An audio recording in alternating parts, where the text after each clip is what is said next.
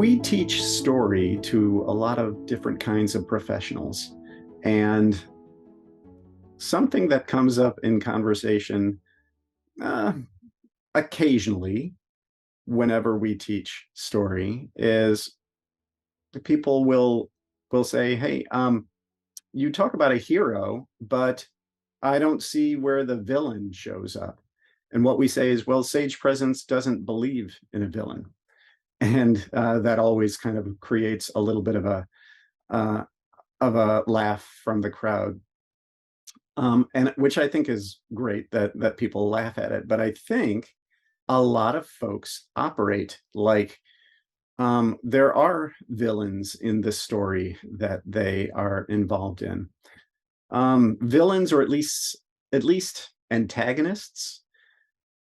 And I think it's maybe because of the culture that we grew up in, or maybe it's the competitive world that we're used to, or maybe it's the idea that there needs to be some sort of tension or clash in order for interactions to happen. But we don't believe that there needs to be any tension like that. You don't need to have somebody to push against in order for you to progress. So the way that we operate, I think maybe it's a core Sage Presence philosophy, is there is such a thing as win-win. There's such a thing as everybody involved in whatever it is you're talking about can win. There doesn't need to be a take. You can give, and everybody can benefit. So what do I mean by this? I mean, when you are engaging a prospect and you are looking to offer your services to them, you want to offer your service selflessly. You want it to be about them, and you want it to be offered in such a way as to help them. And in general, your service will help them help their prospect, help their clients and customers. So it's not just a win-win, you and the person that you're talking to.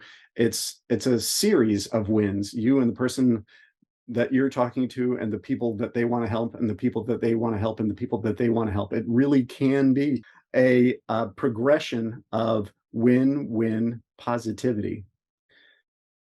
You don't need to compete. You don't need to make anyone wrong. You don't need to push against anyone.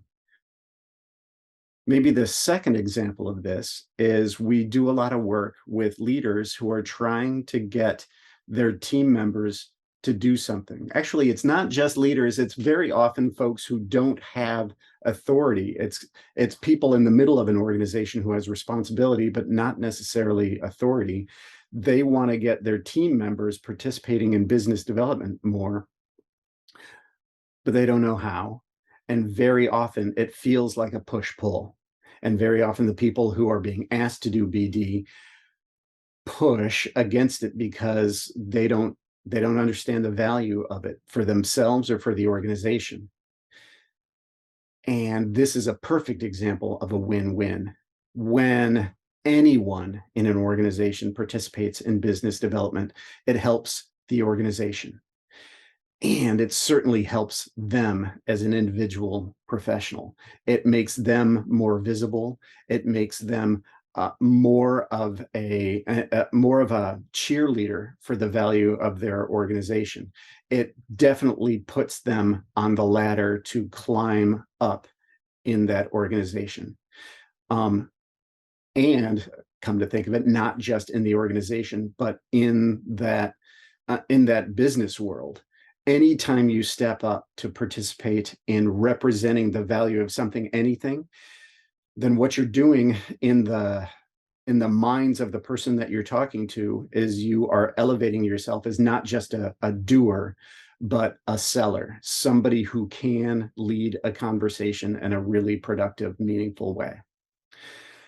So I'd love I'd love to hear your thoughts on this matter. I'd love to hear if you have any challenges to this notion. Does there need to be conflict? Does there need to be pushback? Does there need to be a villain? Or can you participate in a story that's just about helping? Give me your thoughts. I'd love to hear your response to this idea.